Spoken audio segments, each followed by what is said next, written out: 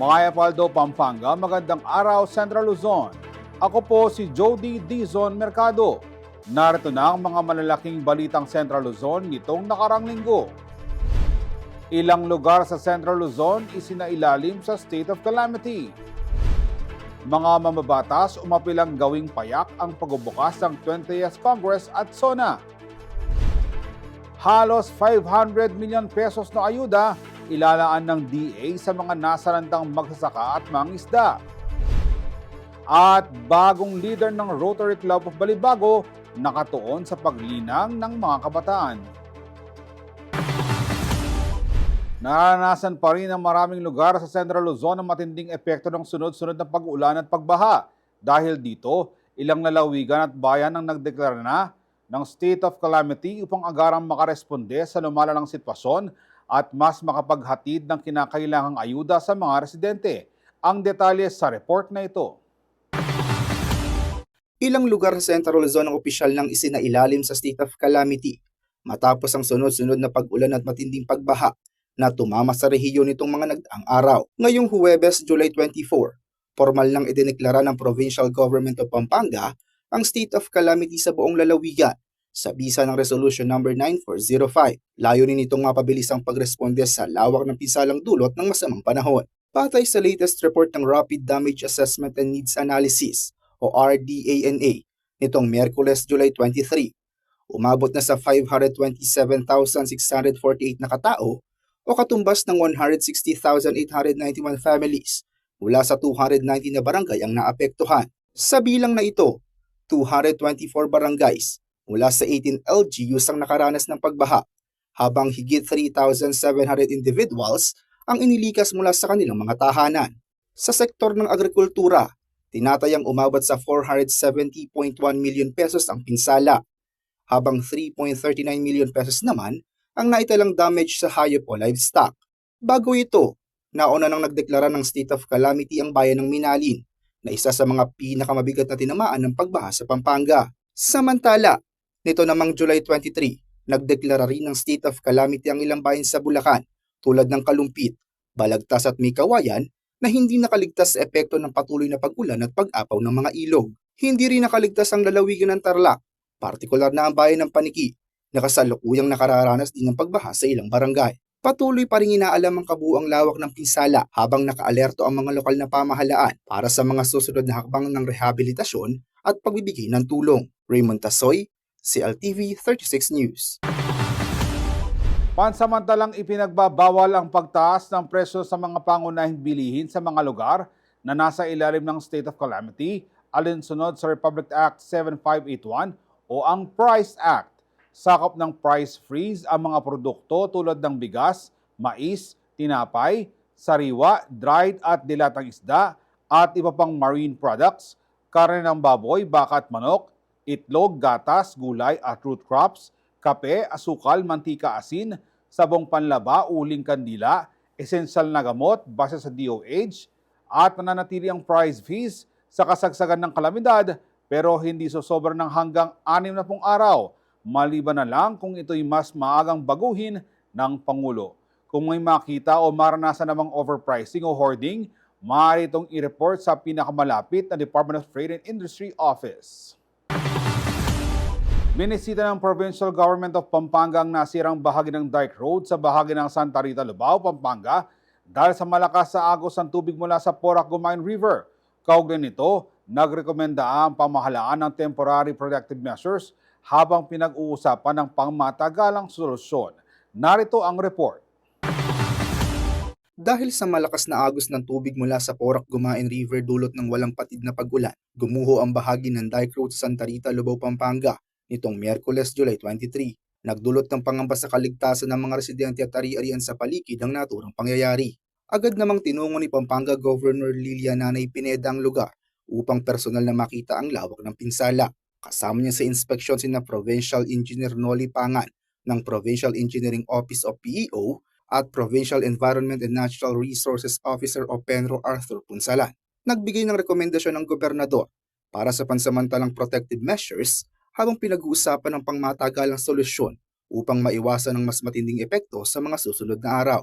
katuwang ang Department of Public Works and Highways o DPWH, National Irrigation Administration o NIA, Philippine National Police o PNP, at lokal na pamahalaan ng Lubao.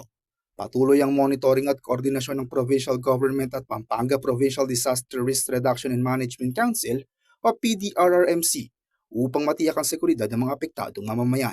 Raymond Tasoy, CLTV 36 News. Ipinahayag ni Pampanga Governor Lilian Nanay Pineda ang pagkadismaya sa mga hindi natatapos sa flood control projects ng Department of Public Works and Highways o DPWH na anyay hindi epektibong nakatutugon sa problema ng pagbaha sa probinsya. Sa initial assessment ng Provincial Disaster Risk Reduction and Management Council o PDRMC, lumalabas na maraming flood mitigation projects ang hindi buo o napabayaan kaya hindi naging kapaki-pakinabang tuwing may kalamidad. Git ng gobernador, dahil sa paunti-unting implementasyon ng proyekto, sa halip na ma-mitigate ang baha ay lalo pang nasisira ito. Hinimok ni Pineda ang DPWH na tiyaking maayos ang plano, implementasyon at completion ng mga flood control projects upang mapangalagaan ang mga komunidad mula sa pinsala ng malawakang pagbaha. Pinaka-critical ngayon yung infrastructure ng DPWH. Kaya pala may reason na bumaha, halimbawa yung Bacolor. Kasi pala flat yung kapantay na ng papuntang barangay. So, tapos ang dike na ginawa. Na mayroong mga dahilan kaya malaki ang tubig. No? So ngayon, yung report ng DPWH ngayon, yung mga nasirang mga dike, malaking problema. Pag ito hindi nagawa, talagang lalala talaga yung floodings. Kasi nga, bitin eh. Ang tawag ko nga sa kanila, dapat bitin. Bitin yung pondo. Kasi mahaba, halimbawa 2 kilometers, ang gagawin nila, 300 meters lang. Yung susunod, nakakaligtan na naman nila yung kasunod. So nangyari ito sa Bacolor. Eh yung mga evacuees natin, kawawa sila. Bigla, magkaroon ng flood. Yun, ang nakita ko talaga ngayon, yung infrastructure. Manatiling nakatutok para sa iba pang mga balita nitong nakarang linggo.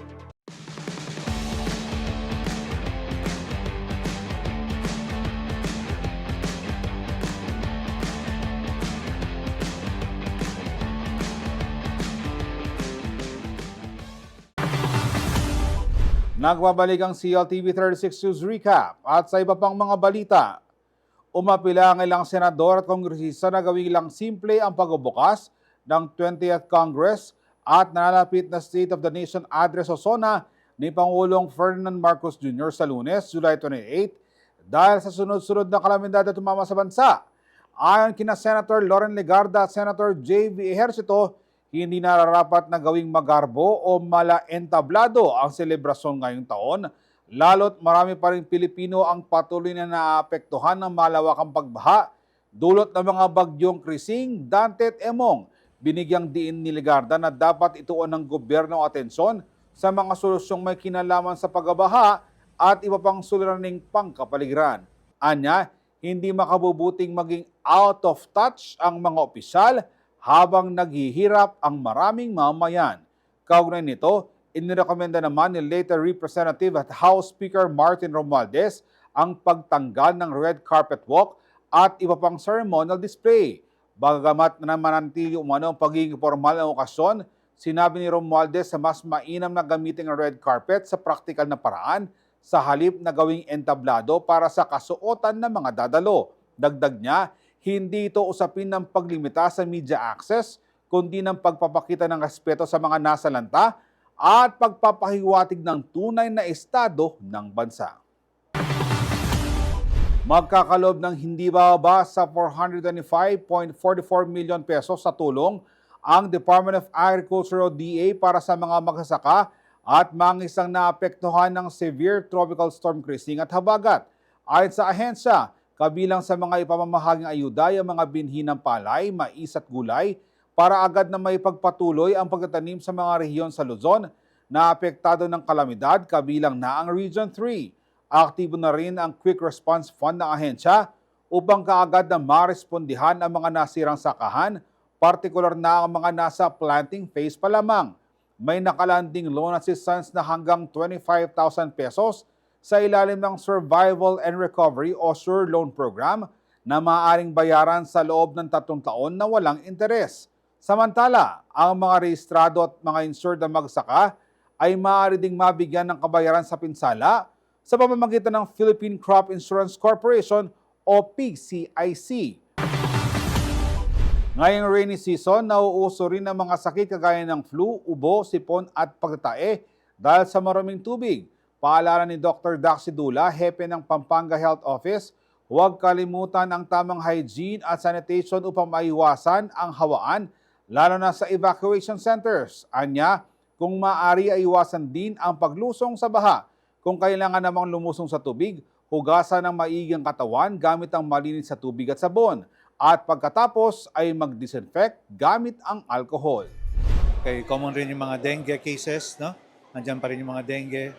Tapos leptospirosis, no? And also, as I said kanina, yung mga dahil sa tiyan, pagtatae, no? Dahil nga sa maruming tubig, no? And then po, mga disaster-related diseases. Yun po. Yung PHO po, paano po nakaka-help sa mga panahon po na ganito? Okay. Ang Provincial Health Office naman in close coordination with the different municipalities through their RHUs. No, so ina-update naman tayo ng mga municipalities na affected na, lalo na yung mga baha. Nasasabihan tayo. So nagpapadala tayo ng mga gamot katulad ng mga gamot na pang-prevent sa leptospirosis like doxycycline. Nagpapadala tayo. Saka yung mga ibang disaster meds na kakailangan, kung walang supply sila, humingi rin sila ng tulong sa amin at pinapadala namin sila. So hindi lang kayo dito sa Bacolor as of now? Ay, hindi po. Mag-iikot po kayo? Yes po. So, ina-update naman po kami ng mga different municipalities. So, as I said, yung mga RHUs natin. Kung hindi nila kaya at kulang sila sa supplies or manpower, tumatawag naman po sila sa PHO. And nandiyan rin yung mga district hospitals natin para tumulong. Sir, sa mga ganitong evacuation kasi, syempre, magkakadikit sila eh. Apo. Paano po may iwasan yung hawaan po sa mga kabataan or sa mga batang na maliliit? Pag ganyan kasi sa mga evacuation center, hindi talaga natin maiwasan, no? Pero yung number one talagang pwede natin gawin is yung tatawag nilang wash. Yung water natin dapat malinis, sanitation, hygienic, panatiliin malinis yung area. Tapos yung katulad ng ginawa namin ito, may kanya per family. At least hindi sila nagkakadikit-dikit, no? Saka tinuturuan na lang natin sila ng proper way of disposal ng mga madudumi or paglinis sa katawan, hygiene, para maiwasan natin yung mga sakit po.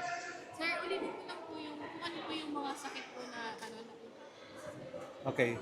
As I said kanina, yung mga influenza-like diseases, mga flu, no, ubo, sipon, upper respiratory, no, pagtatae, diarrhea, no, pagsusuka, leptospirosis and dengue, nandiyan pa rin sila. Kaya dapat nating iwasan mga yan. Tapos, nandiyan rin po yung mga nakapulpulmonya, no? And mga disaster-related diseases, yan po. ano naman po yung mensahe po natin para sa mga viewers po natin? Okay. So sa mga ganitong panahon, number one, lalo na yung mga nasa sa mga mababang areas na baha, kung maiiwasan po sana natin na wag lumusong, wag na lang po. Pero kung talagang kailangang lulusong, pagkahawon po talaga panatiling malinis. Ugas lang sa sabon, ganyan. Tapos disinfect with alcohol. Malaking tulong po yun para maiwasan natin yung leptospirosis, no?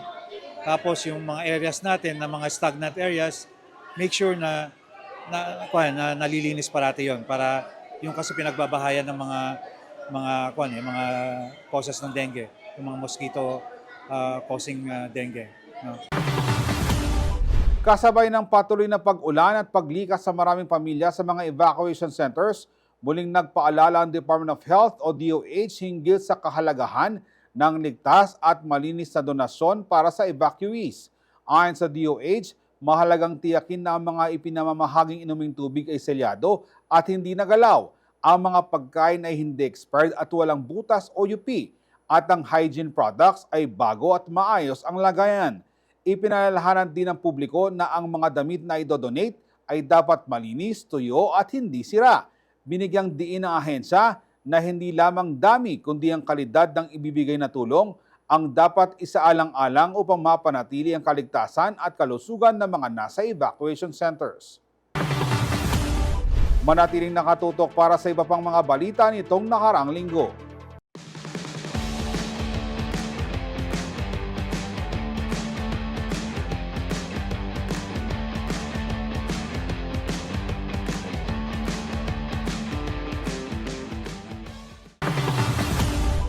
Nagbabalik ang CLTV 36 News Recap at sa iba pang mga balita. Hindi lang mga kalsada ang nasisira tuwing sunod-sunod ng pag-ulan, pati ang mga daluyan ng tubig na pipinsala rin. Sa Angeles at Malacad City, Pampanga, personal na sinuri ng mga opisyal ang kalagayan ng mga creek matapos makitaan ng mga bitak at pagguho. Layo nilang tiyakin ang kaligtasan ng mga residente agad na matugunan ang mga napinsalang bahagi. Narito ang report. Magkahiwalay na ininspeksyon ng mga opisyal ng creek sa Angeles City at Malacad City para malaman ang kondisyon ng mga ito sa gitna ng tuloy-tuloy na pag-ulan. Sa Angeles City, muling nagsagawa ng ocular inspection ng pamahalang lungsod sa barangay Sapang Bato nitong Huwebes, July 24. Pinangunahan ni Mayor John Lazatin ang pagbisita sa lugar, partikular sa Bliss Area, Purok 2, kasama ang Angeles City Disaster Risk Reduction and Management Office o ACDRMO at barangay officials. Ito na ang ikalawang araw na bumisita ang alkalde sa lugar matapos gumuho ang bahagi ng pampang ng creek nitong July 23 dahil sa pagtaas ng level ng tubig. Agad rin itong inaksyonan sa pamamagitan ng paglalagay ng sandbags. Ayon sa ACDRMO, layunin ng inspeksyon na mapigilan ang patuloy na pagguho ng lupa at masigurong ligtas ang mga residente sa paligid ng Sapang Bato Creek, lalo na nang masira ng baha ang inilagay na pansamantalang mga harang. Samantala, sa Malacad City, sabay na nagsagawa ng inspeksyon sina Mayor Attorney Jel Aquino at Pampanga 1st District Representative Carmelo Pogi Lazatin Jr. sa bahagi ng Sapang Balain Creek nitong Miyerkules, July 23. Kasama rin nila si Assistant District Engineer Agustin Dagsaan Jr. ng Department of Public Works and Highways o DPWH Pampanga 3rd District Engineering Office. Nadiskubre nilang may sira ang bahagi ng creek, bunsod ng patuloy na pag-ulan, dulot ng habagat. Agad namang nakipag-ugnayan ng lokal na pamahalaan sa DPWH upang maisagawa ang kinakailangang pagkukumpuni sa istruktura.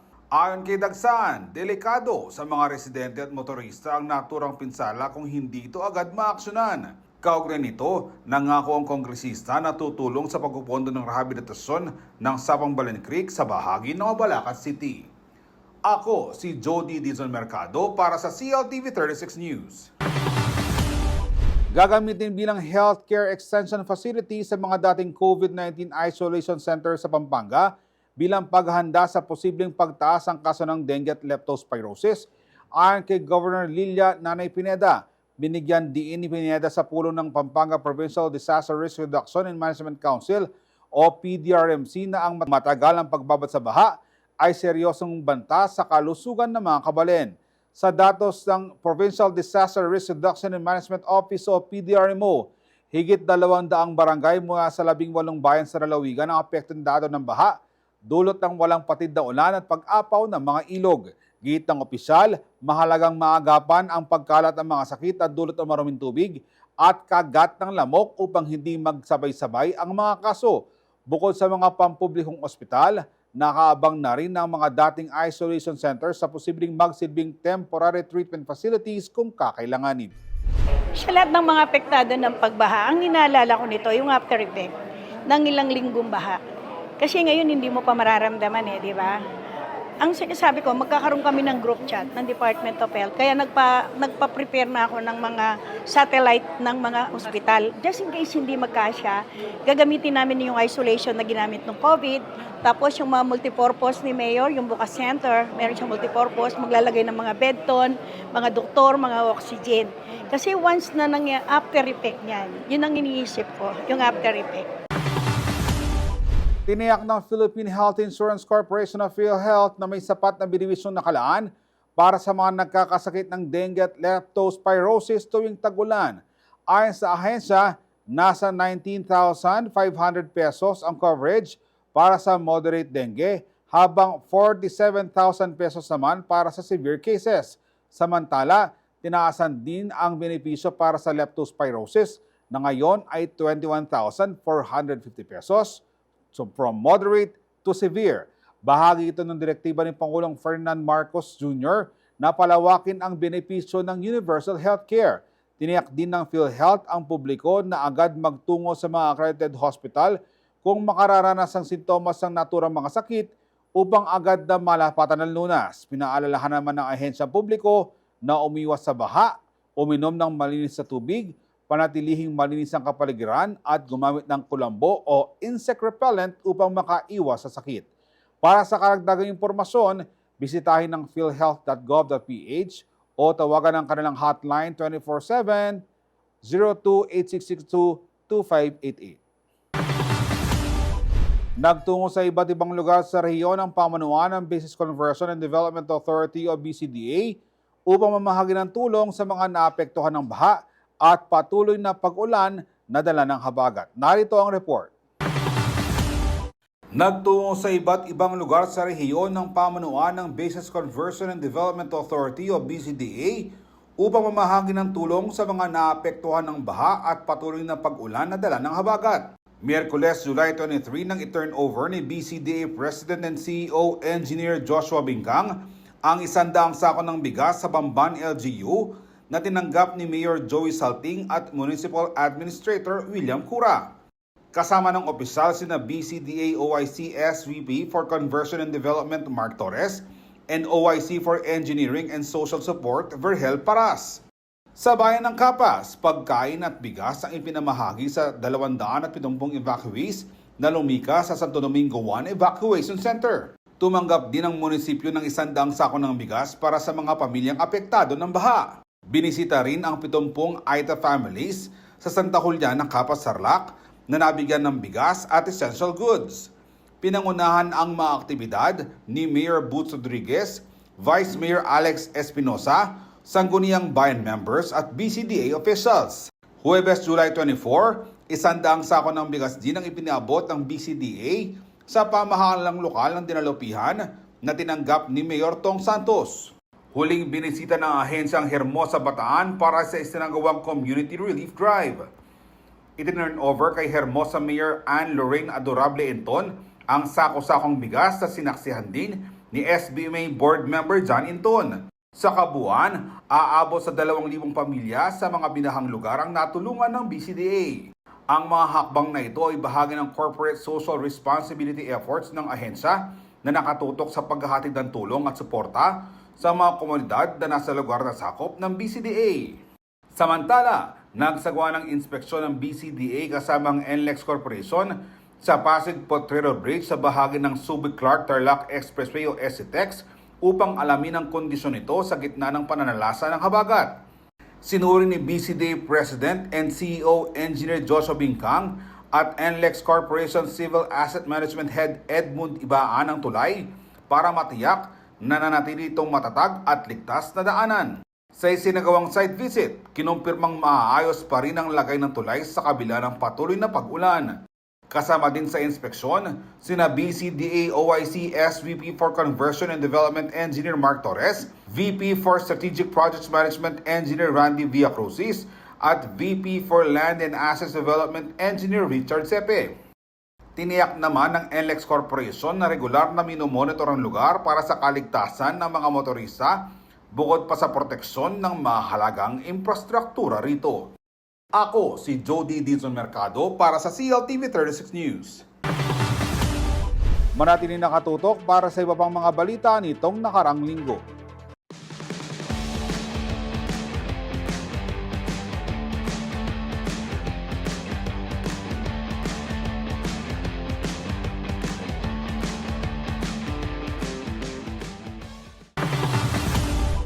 At nagbabalik ang CLTV 36 News Recap at sa iba pang mga balita, legal at may regulasyon itong naging tugon ng Philippine Amusement and Gaming Corporation o PAGCOR kaugnay sa naging paninindigan ng Catholic Bishops Conference of the Philippines o CBCP laban sa online gambling. Ayon sa presidente nito na si Cardinal Pablo Virgilio David, Ibinunyag ni David na tumugon ang PAGCOR sa pastoral letter ng mga obispo nitong July 8 at giniit ng legalisasyon ng online gambling ay paraan para magkaroon ng kita ang gobyerno. Ngunit hindi ito tinanggap ng kardinal at inihalin tulad niya pa ang katwiran ng ahensya sa mungkahing gawing legal na rin ang bawal na droga gaya ng shabu para lamang kumita ang pamahalaan. Anya, hindi dapat isakripisyo ang moralidad kapalit ng kita. Binatikos din ni David ang umunay hindi epektibong safeguards ng PAGCOR upang pigilan ang mga kabataan sa pag-access sa mga gambling sites. Anya, sa panahon ngayon ng mga digital native, imposibleng ganap na mapigilan ang online access lalo na sa mga menor de edad. Sa huli, muling nanawagan ng CBCP sa gobyerno na tuluyang ipagbawal ang lahat ng uri ng online gambling at higpitan ng regulasyon sa mga digital payment systems na nagagamit sa sugal. Sinibak na sa pwestong 2 pulis sa Angeles City na sangkot sa viral traffic video kasamang isang truck driver na bumabagtas sa Montang Avenue nitong July 18. Makikita sa video ang biglang pagliko pakaliwa mula sa middle lane ng police mobile dahilan para bumusina ang truck driver. Maya-maya pa ay hinabol at pinahinto ng 2 pulis sakay ng patrol ang truck at saka pinagsabihan ang driver nito. Ayon sa Angeles City Police Office o ACPO, hindi katanggap-tanggap ang naging aksyon ng 2 pulis. Kinundi na rin ng ACPO ang umunoy unprofessionalism at inappropriate behavior na ipinakita ng 2 nilang tauhan. Ayon pa mismo sa pamanuan ng ACPO, hindi na ayon sa standards of courtesy, respect at discipline ng PNP ang paraan ng pagkumpontra ng mga uniform personnel sa truck driver. Dahil dito, na-relieve na sa pwesto ang 2 pulis at nasa kustodiya na ngayon ng City Personnel Holding and Accounting Unit habang gumugulong ang investigasyon sa kanilang kaso. Nangako naman ng ACPO na patuloy ang kanilang mga hakbang upang malinis ang kanilang hanay at humingi ng karagdagang pangunawa mula sa publiko. Sa pagbubukas ng kauna-unahang Delta Cup Intertown Men's at Women's Tournament, mahigit 40 koponan mula sa iba't ibang bayan at syudad sa Pampanga ang nagtagisan ng galing sa volleyball. Layo ng torneo na hubugin ang mga kabataang atleta, mailayo sila sa bisyo at magbukas ang oportunidad para sa grassroots sports development program sa lalawigan. Magbabalita si MC Galang.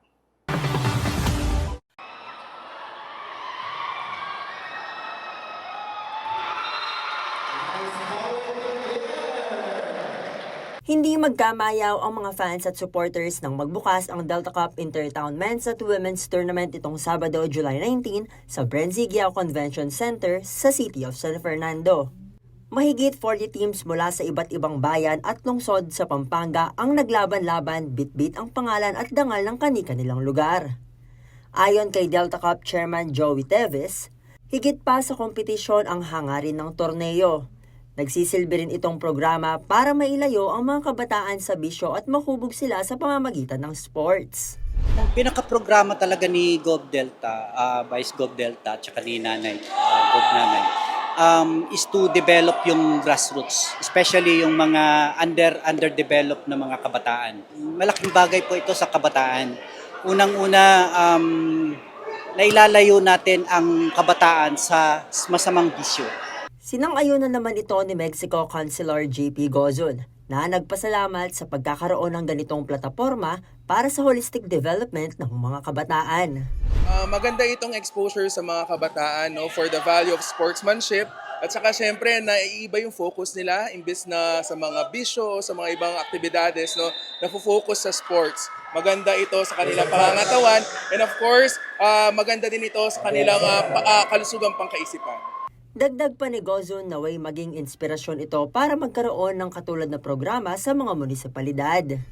Maasahan po nila nakasama po ang LGU ng Mexico, no, sa mga programang ganito. We hope na hindi lang po ito ang una sa ating probinsya, nunay kahit po sa ating munisipyo ay magkaroon po ng ganito. Para sa mga manlalaro, hindi lang tropeyo ang nais nilang makamit.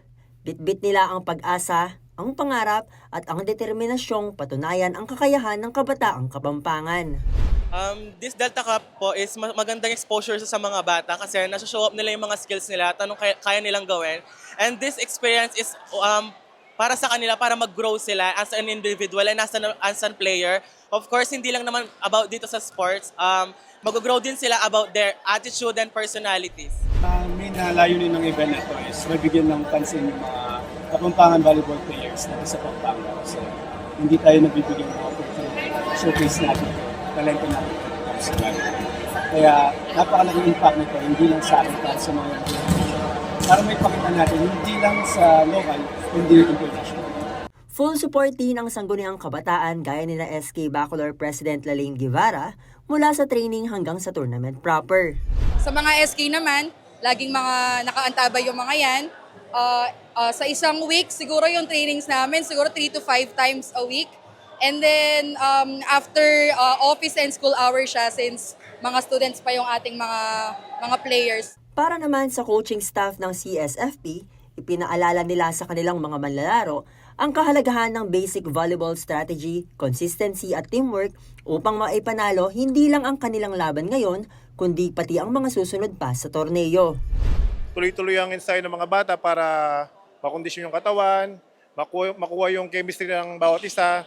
Kaya yun, pinagtatrabaho nila para manalo bawat game. Sinabihan namin mga player namin na dapat yung consistent ng service, receive, tsaka yung unity sa loob ng court. Yun yung nagpanalo sa team namin ngayon sa San Fernando.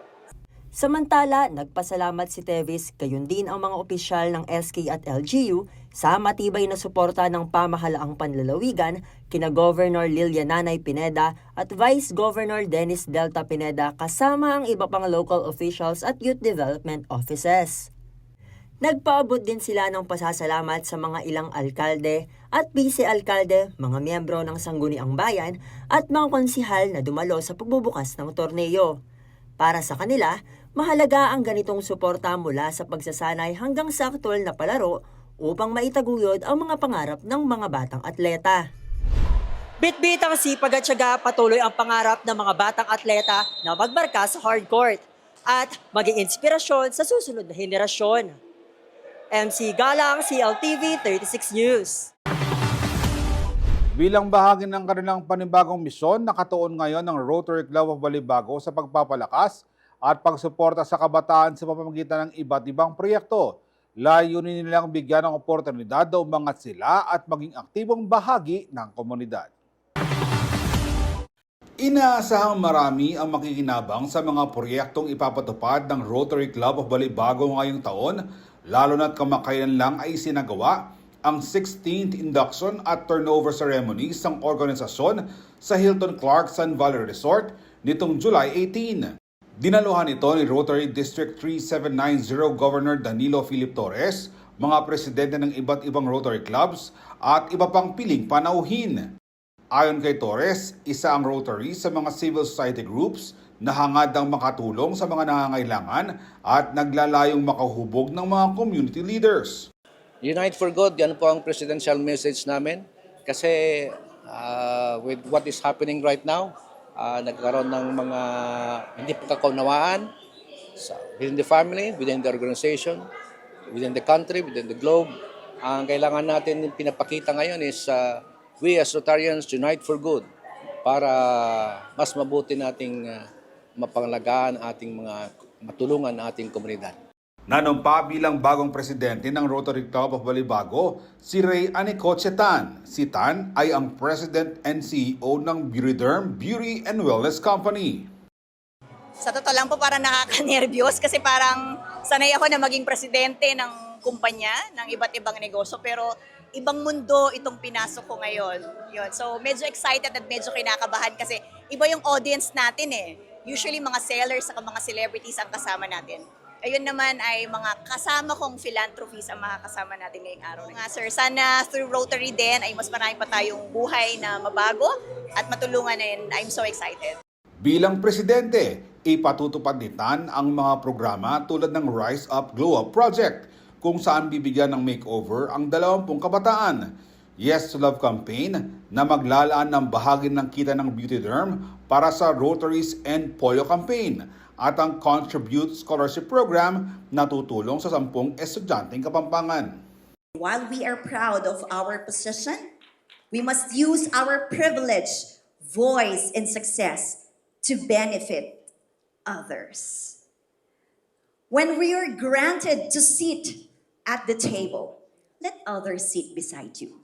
Advocate for and beside them. Don't leave anyone out. Everyone belongs to everyone. To everyone in the Rotary Club of Balibago, thank you for your trust. In our quest to be the best organization, we must never lose sight of what truly matters. Uplifting others, seeing them for who they are, connecting with them, giving them a voice, and motivating the next generation of advocates to unite for good. Samantala, pagkatapos ng programa, nagkaroon ng fellowship kung saan nagtanghal ang mga ambassadors ng Beauty Derm, kasama si Piolo Pascual na nagbigay aliw sa mga dumalo.